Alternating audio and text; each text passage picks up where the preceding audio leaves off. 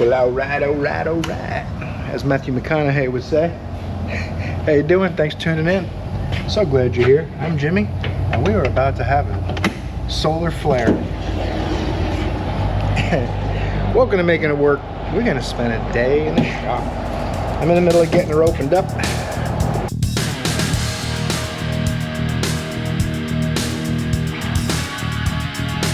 And my bodywork cart, my project truck videos. I try to keep it inside in case it's going to rain heavily, which it did last night.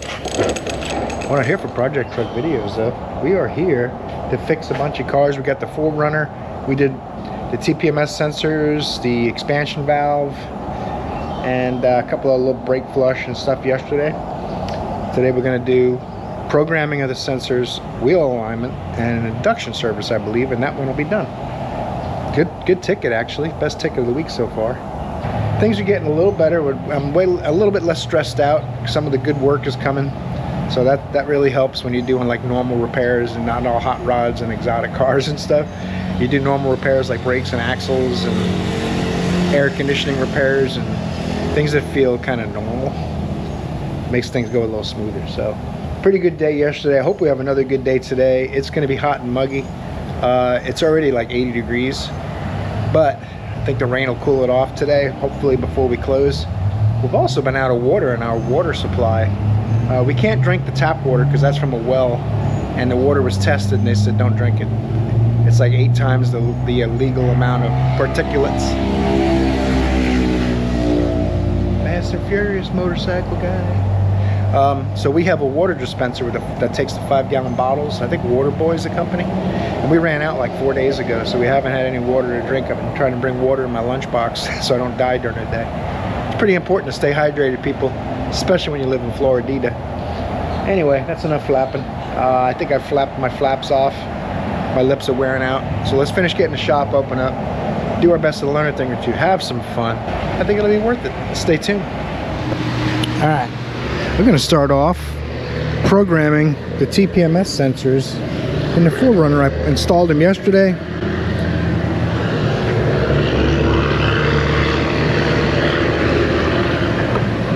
Struggling. A lot of dirt in that thing. I'm going to find my ALDL. It's around here somewhere, don't worry. We'll find it. Oh, something's happening. Basically, I got to plug this in. And then we should be able to, if the software still has the original 4 sensors, the Autel should let us match the new sensors IDs with the old ones. So you won't even have to do any programming. You just make the sensors the same as the ones you took out. Kind of like changing a watch battery. To get this thing initialized, I thought the OBD2 connector was dangling in there. It was just a cover. It's kind of like a Mercedes, got fancy covers on the connector. Oh. ITS 600. This has been a good tool, and I have had manufacturers ask me to do their TPMS tools, but they all force you to use their sensors. So the problem is I can't use another manufacturer's tools and sensors in our customers' cars, and then I'll be the only one that can service them, I suppose. I wish they would all just make them OE clones, and once you've programmed it initially, then anyone can program it after that with whatever tool they use. I'm not sure if it might even do that, but I haven't tried because, like I said, it's not my shop. I work for somebody else. Hang on, it's coming off the rails. We're going to see which one of these we need. I'm just going to go TPMS in general, except I could have clicked don't show this again, but I missed it. Let me give this a minute to get all connected up, put in the information, and then I'll show you the process. It's going to take a second. I should be able to do programming. Let's go back. Well, I thought that was going to be quick now, but I guess not. Left front, right rear, left rear, spare. 5 DTCs. Service function. I've done this before, but it's been a while, so I got to retrain myself and show you guys at the same time. Not complicated, but tire plate car pressure ID registration. Welcome to the Tire ID Registration Wizard, the easy way to register tire IDs to the ECU. Now what this should do is upload the old sensor data. It's not going to do that. It's blank. So I got to find out where I can upload that data. There should be data in there, and then I should be able to tell the sensor to match it. Okay, I went from diagnostics to programming after getting it to back out. Now I think this is how it'll do it. Do you want to program this sensor? Okay. Keep the sensors within 4 inches. Keep other sensors at least 4 feet away. And notice it's showing me the location. So after this one, we'll go to the next one.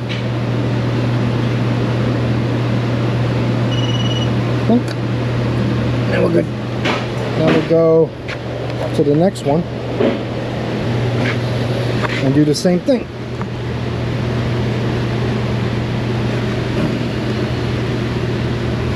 Go all the way around here, do all 4 of them, and then we should be able to go in with the scan tool, clear any codes, which this tool will also clear TPMS codes, and then a road test will verify they all work, and it should show us the air pressure, which I set to about 35 psi.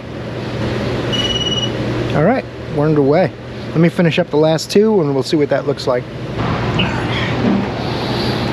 Now we should be good.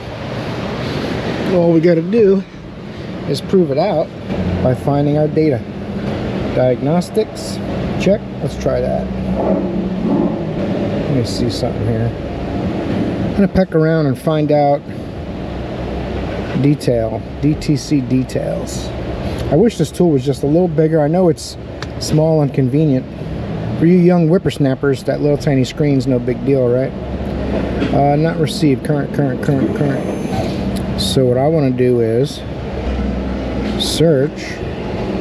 I'm just going to tell me online. It goes online and tells you what those codes mean, which we already know that means it hasn't seen them. Clear DTCs, and the TPMS light should stop blinking. TPMS light's out. It was right to the left of the check engine light. Clear DTC is okay. Now I should go to live data. I should see tire pressure data. If I do, then we're going over the alignment rack. We got to do an induction service and a wheel alignment, and we'll be calling this thing done. It takes a little while in the communication department, I suppose. Alrighty. ID codes, kilopascals, 237. That means I got to drive it. So I'm going to drive it, and we'll see if that data changes. Matter of fact, we can drive it over the alignment rack. Well, someone got a car on the alignment rack while I was driving this, but we got good news. We got tire pressure, except this is kilopascals. Let's change that to PSI. Boom, they're all 34, 35. Shows you to within a hundredth of a PSI, which is pretty cool. 35.17 PSI, tenths, hundredths. This one here is a spare, which I didn't mess with. So the spare is minus 14 PSI, which, but TPMS light's out, maintenance light is on, so we're going to need to reset the maintenance light for him. And that's not with this tool. And once he's off the alignment rack, we'll do the alignment. So we'll just jump to the induction service, and hopefully by the time we're done, he's done. That's another one of my son's friend's cars. He was supposed to ask for me to do it, but I guess he didn't. So Jace is doing it. All right, this one goes in the tank. That's to clean the throttle body. And that's to go in my little container that will hook to a vacuum source and hang it on the hood latch and let it run till that container's empty. So usually what I do is, if it has over half a tank, I dump the whole bottle in. If it has less than that, I hand it to the customer and say, put this in your gas tank and then fill it up. You don't want to put it in there when it's really low on gas. You don't want that piece of paper to fall in the tank either. Make sure it's not 99% of the way ripped off. They usually rip off about 2/3 of the way around, and it'll stay stuck on the bottle. Same thing with oil containers and all. You guys might know that. Boom, didn't go anywhere. No worries. On to the next step.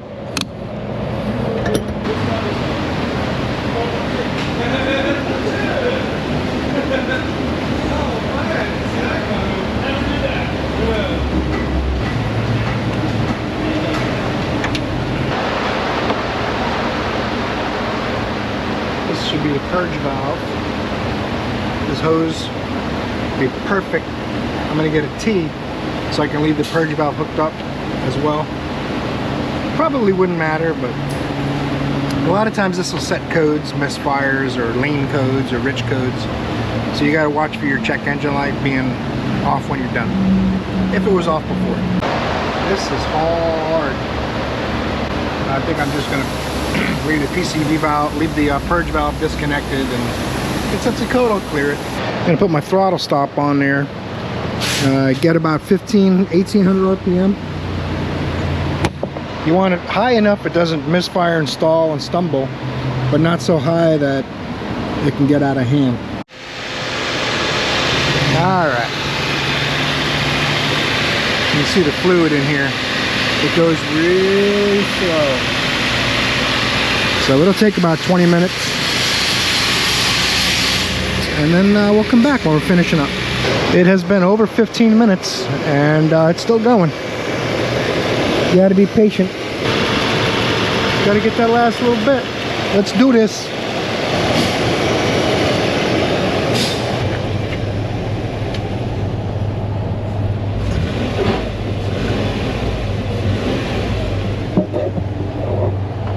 No check engine light. I'm gonna button this thing up, get it on the alignment rack. Oh, that is another car in there. Oh my goodness gracious. I might never get this alignment done. All right, let's catch you guys up. I went out to look at this real quick. They said customer says it doesn't start, and he might have killed the battery trying to get it to start. So expect the battery to be stone dead. So I came out here to do a preliminary and look at it and see what we had to do to get it started. Show you guys what I found. Battery's not stone dead.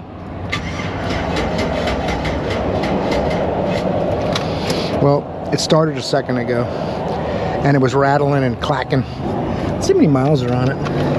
2007. Why did the key stop working? It is a little warm when the key gets this much brass showing. There it is. Let's see the mileage. It's gonna be right here. 226,301 miles. Got to get a jump box and bust the window down just in case a little bit. Alignment rack's open. We're jumping around a little. Nothing too bad. It's actually a little slow. This is my first today ticket and it needs an engine. I already know that. If you guys heard it start, it's like so. One thing we can do without even getting a jump box is look at the oil. Nothing too crazy in the oil. I'm going to go back to the Toyota, do the alignment real quick, and then we'll come back to this one. Alright, hopefully no one walks in front of me while we're doing this. You can't see the screen, so I just go to the center of the plate, and then we'll hear it unlock the safeties if it's right. Perfect. Brake pedal depressor will let us do caster sweep without the tires rolling. Except air suspension. Tire light came on, by the way, while I was moving it over here. I suspect it's because we didn't do the spare. So we may end up having to do that just to keep the light out. In any event, caster sweep. Lefty. Righty. Straighty. Not too shabby at all.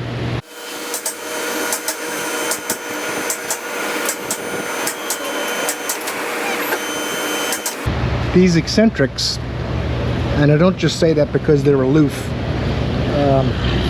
they're actually how you adjust the camber and caster. If you adjust both of them, it'll adjust camber, and if you adjust one or both opposite directions, it'll adjust caster.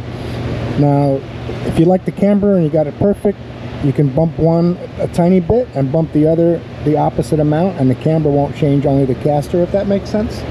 So I just want a little more caster on the right side. This thing's basically perfect, but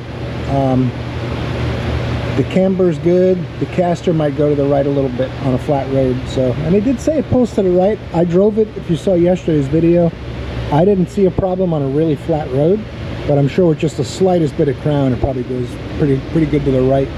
It's got almost a degree of difference, about 7/10 of a difference, or yeah, 7/10. So we're gonna get some tools. Toyota is a lock nut, an adjuster, and this one is a lock nut, a lock bolt, and adjuster. I think I'm explaining that right. This one locks it, and you can adjust it from here or here. This one, the bolt locks it, and you can adjust it from here or here once it's loose.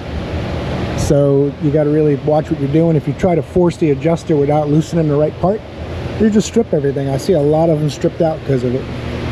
Let's grab some tools. One of the things that can make alignments challenging is wrapping your head around what's happening with measurements when you make movements. So what you're doing is trying to move this ball joint back and forth and in and out. So when you want to change caster, you know you're going to affect camber a little bit when you move these. Unless you move them equal amounts opposite, you're going to affect the camber. So what you can do, if you wanted to change camber and caster, you can say, well, to move the ball joint forward and get more caster, you can move this bolt in, this cam in, or move this one out. So you can have to consider, do I want to change my camber and caster, or just the caster? So my camber I'm pretty happy with. I'm going to move it in the back. I want to move this cam out. The bolt should go out on the circle so that the ball joint goes forward. And it's also probably going to go slightly out because the bolts that hold the arm go out, the ball joint's going out. A little less than it'll affect the caster, but it is going to affect it. I find these Toyotas work best if you turn from both sides. You try to turn from one, they tend to fight you. But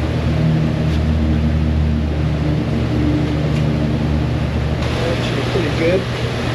This, I got my camber even with the left side because the camber was going 2/10 to the right as well. The caster's really close. It's within the tolerances. I'm happy with that. So I'm going to lock that down and we'll do the toe.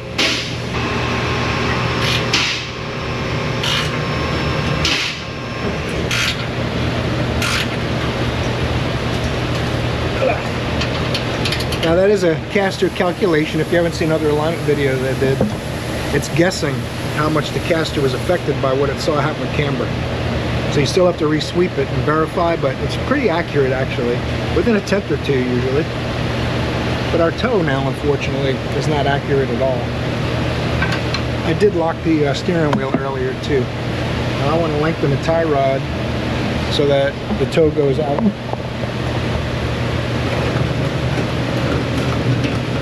Hey, C-check! Hey, C-check! It works great in the morning. It doesn't work as good in the middle of the afternoon. Oh, you mean when it's like 95 degrees? Yeah, I mean, It's low on refrigerant, man. They're not forgiving when they're low on refrigerant. Yeah, if I turn it all, I'll go. You see it adjusted the caster a tiny bit while I did the toe. So I'm going to go toe it in a little more than I really want. And when I tighten down the lock nut, it's changing it a few degrees. There we go. Yep. Perfect. We're going to re-sweep our caster and verify that measurement. We're going to remeasure the caster. The steering wheel lock off.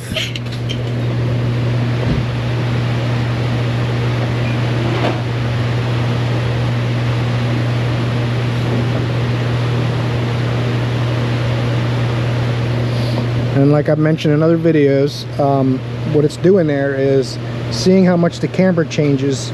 The axle movement changes the camber as you turn left and right. So it's measuring that to know the caster. Make it so it's not mad and see what the live measurements are. Do you want to overwrite existing saved measurements? No. Ta-da! See, the caster's actually a little better than it showed. Now this thing's perfect now. I gotta find out why the tire light came back on. Print them a copy. We'll take a look at that. I suspect it's something to do with the spare. Boom. Let's move it back to my back. I moved it over and the light went out. I look for codes. There's no codes. The only codes are something to do with the ECU switch circuit and backdoor jam protector current. Okay, I'm gonna let them know it's done, but that tire light once in a while came on. It might just need to be driven, I guess. I'll do that. I've already driven it once. Why not drive it again? And then we'll get on that Silverado And we'll revisit this if anything else comes of it. But I think it's basically done.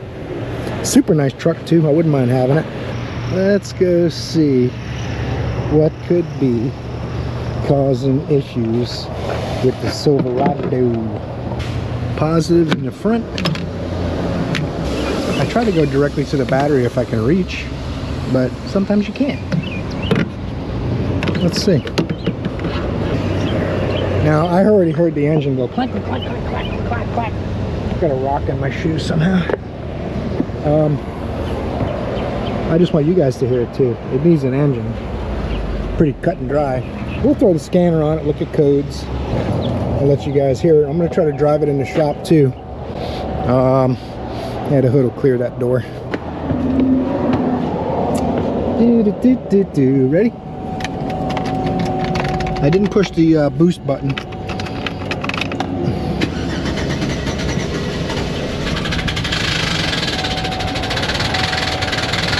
That's not good.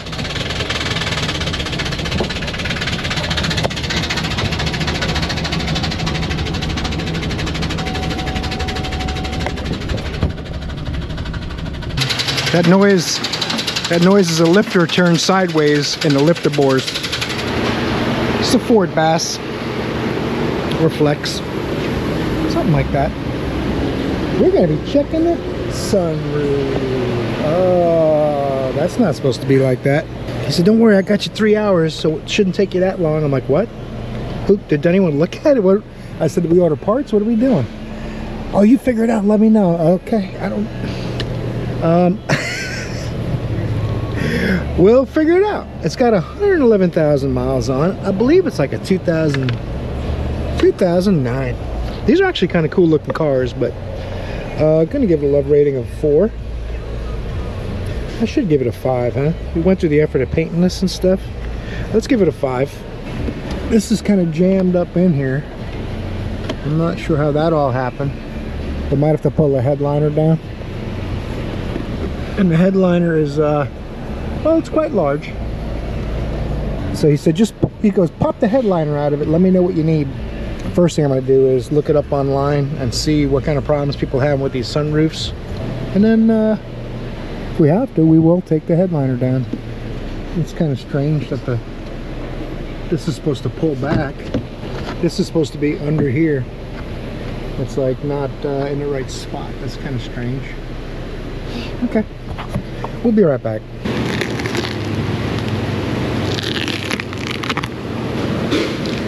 I mean, I don't know what he's done here, but there's foam and glue and tape and all kinds of stuff. I told him we might spend the 3 hours he wants.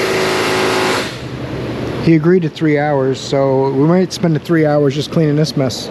And now he's ruined any rubber that is touched or stuck to. So it's open right in the front here, like it's not latched all the way. It could have initially just been a motor or initialization procedure if something jammed in it, but now he's made a big mess with all the glue and tape and stuff. He's going to call a customer and let him know that 3 hours might not be enough. He said, "How long do you think?" I said, "I don't know. Personally, I would send it to a body shop." This thing is jammed in here, like you tried to get it to seal. So you got to pull the headliner down. What you would normally do on these, take a deep breath. Normally you pull the A-pillar trims off, the sun visors off, take the center console down, and you can get to the motor assembly with an Allen tool, and you can work that motor manually. And if the sunroof moves that way, then it's usually the motor. If the sunroof doesn't move, then the gears or the glass track assembly is damaged, and you have to replace that, which I don't know how many thousands of dollars that is, but we'll see. We will see what happens. Say a prayer. If this doesn't turn the day around, I don't know what will. Hood shocks don't work. Once in a while his check engine lights on and his anti-lock brake lights on. And the service engine seal light. 184,000 miles. Customer's waiting. 1992 Cadillac. That probably doesn't help.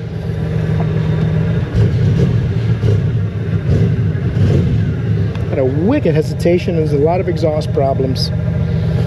He's got his Haynes manual out. I don't see why he couldn't figure it out. Maybe we'll be able to. I smell gas. Should probably shut it off. I don't want it to catch on fire. Let me get a hood prop.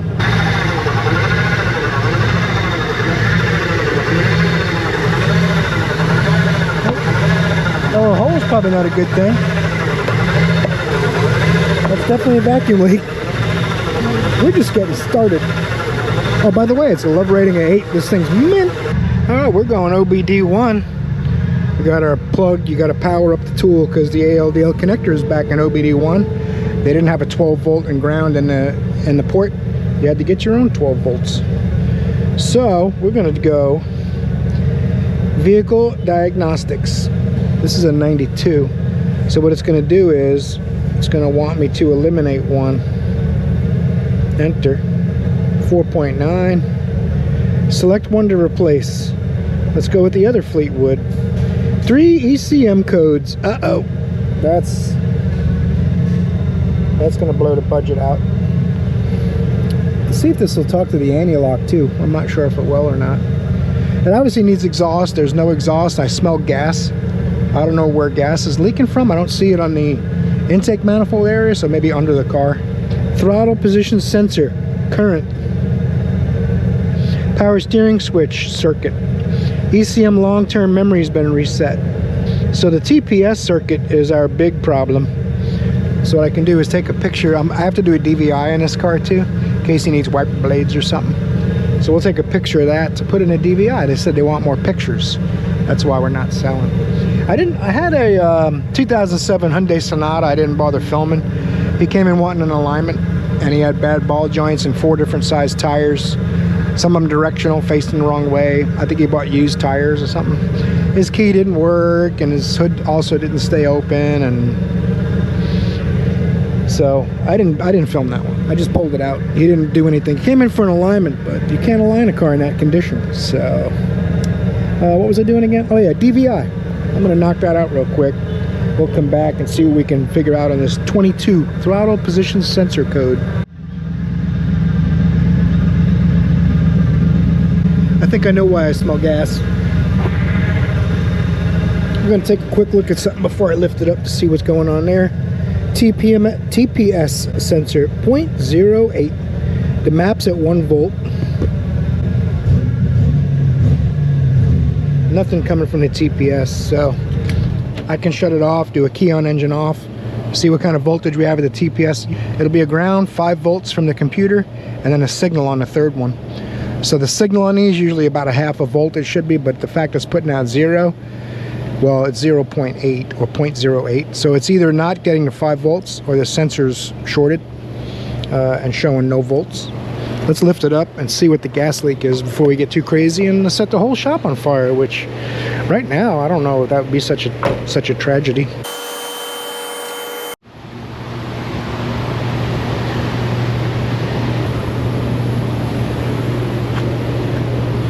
Don't step in the gas, it ruins your shoes. Got a new fuel filter. I don't see why it's not running good still. Uh-oh. Well, that's unfortunate.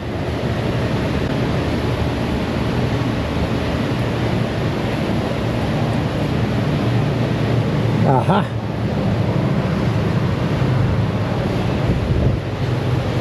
Gas leaks and exhaust leaks. That's the combination you want. Hey, don't be jealous. If you like chrome, there you go. You got it. Chrome.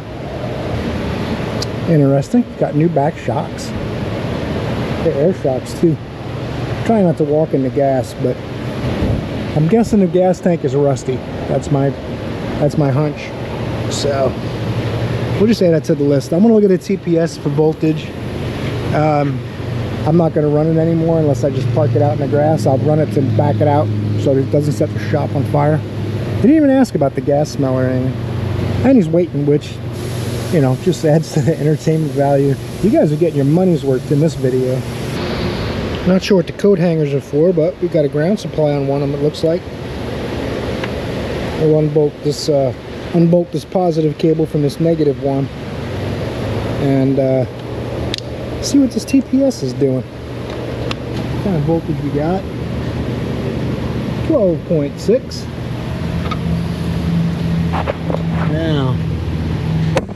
might have to take this off to get to it. Oh no, there it is. Back probe, no volts, 0.08. This one, whoop, next one should be 5 volts, I'm guessing. Uh-oh. Nope. That's a shame. Let's unplug it. I don't know if you can see down there. I don't think I have the camera at the right angle. I apologize. Let me move you guys to a better spot.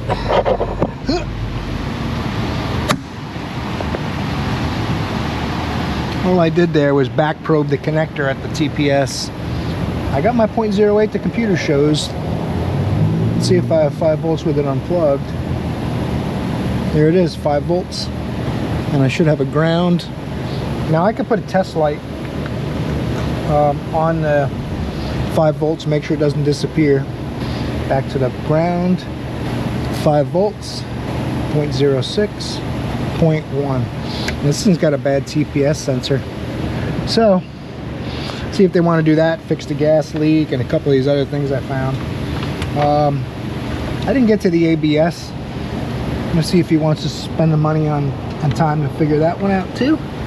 We'll just plug this back in, and then we'll come back to it if we're gonna go further.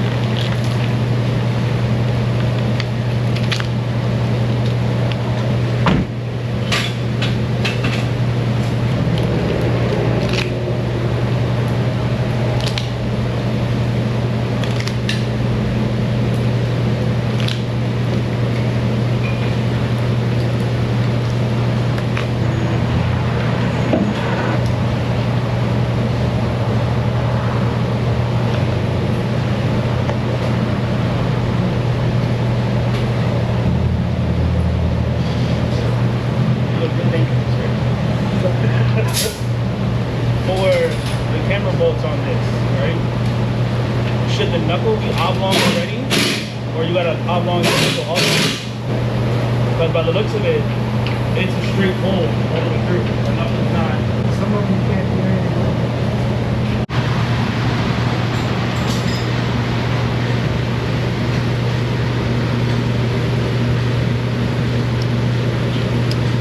Brake clean takes the glue right out. Hey. Can you not see we're filming over here? So inconsiderate. The brake clean cleans up the knife really well. All the glue's off of it. Maybe if I take this entire vehicle and dunk it in brake clean, it'll take the glue off. Well, isn't that interesting?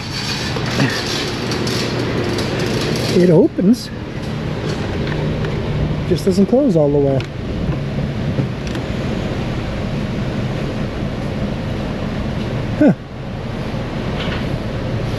Wouldn't it be weird if it needed like initialization or something? I think I printed that out because I am no Ford expert. So, mission 1, 0.40 pounds. We haven't changed any parts, so it shouldn't lose its learning memory. Pull and hold the slide switch until the roof opening panel glass moves past full vent and suddenly back to full vent. Pull and hold the slide switch for approximately 10 seconds until the roof opening panel glass moves past full vent and suddenly back to full vent. Quickly release the slide switch and re-pull and hold the slide switch while the roof opening panel glass moves to full open and back to closed. Movement will start approximately 3 seconds after the switch is pulled. Release the slide switch and verify successful initialization by carrying out 1 touch open, 1 touch close, and 1 touch vent. That's easy. Pull and hold the slide switch until the panel glass moves to full vent. I guess this is full vent.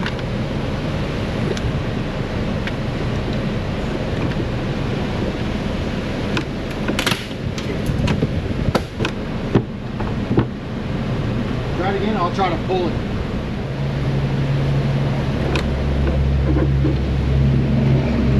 The glass pushes that down when it comes forward. The motor is working. Interesting. Let's drop the front of this headliner, see if we can get to the adjustment for the sunroof motor. There should be an Allen screw so that we can screw the hell out of it. That's all. That's my plan. Someone's getting screwed.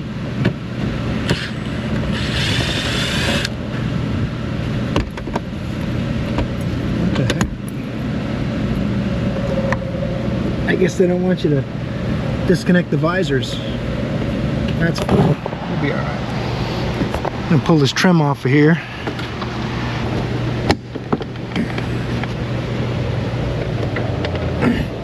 Don't be alarmed, it comes off. There is an airbag connector up there. Like a strap kind of holds it. Dude, I don't want to slice my fingers on this. It's pretty sharp. But we're putting on a show. We got a show to do. Let's see what happens. There you go. There you go. Push that. Give that a tug. Comes right out. Last thing. Speaker. Put that in a safe spot. I think I gotta pull this off. These are what we call the Schnikey handles. Something like that. You know why they have them on the passenger side, not on the driver's side? Because the driver has a steering wheel to hold on to. They don't need a handle. What is in there? It's either Phillips or a Torx like the visors. I'm gonna get that handle out. If we can drop the front of this headliner, we're supposed to be able to get to the motor and put an Allen key in there or an Allen socket and force it to turn. Had to get the world's best Torx bit driver's snap-on. My little bit, the shoulder of the socket hit on the handle, so I thought it was Phillips. Spent some time on that. I won't show you, I'll just tell you about it. But anyway, we got the headliner down enough to get to this Allen bolt down here. It's around there somewhere. Probably blurry because you're only 3 inches away. So the lower we get the headliner, the better. And we'll see if we can force this to shut. He said he just wants it shut and sealed. Doesn't care how we do it. I'm like, we'll order him a new car that the sunroof works. Perfect.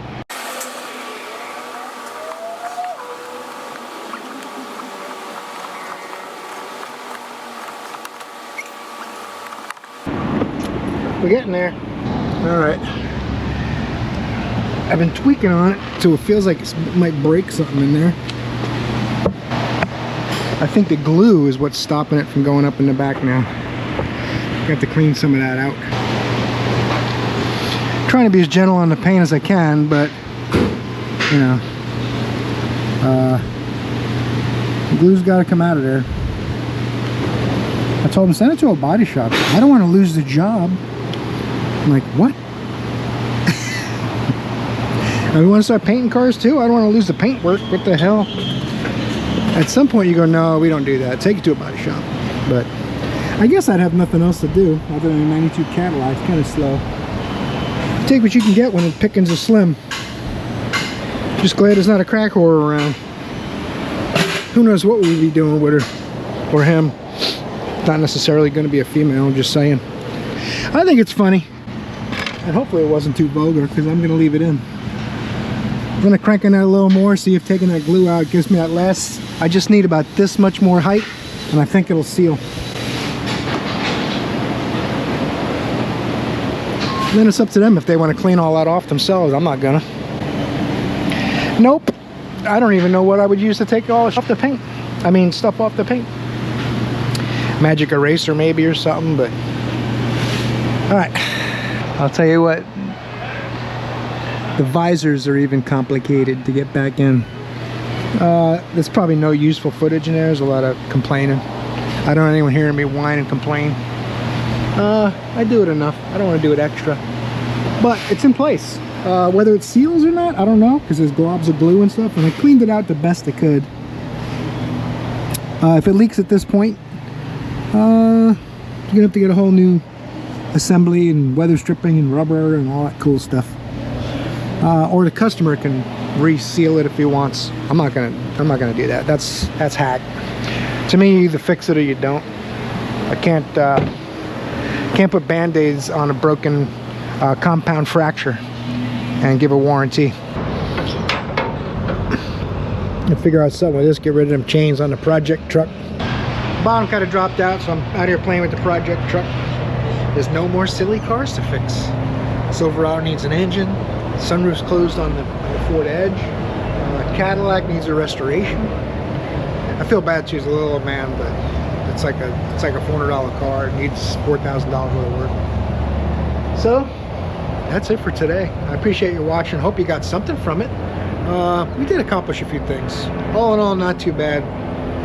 Got pretty frustrated today, so we'll edit some of that out. A little creative editing, and look like we had a blast. I hope you enjoyed it enough to torque the like button on your way out, and more than anything, I hope I see you in another video, because you're awesome.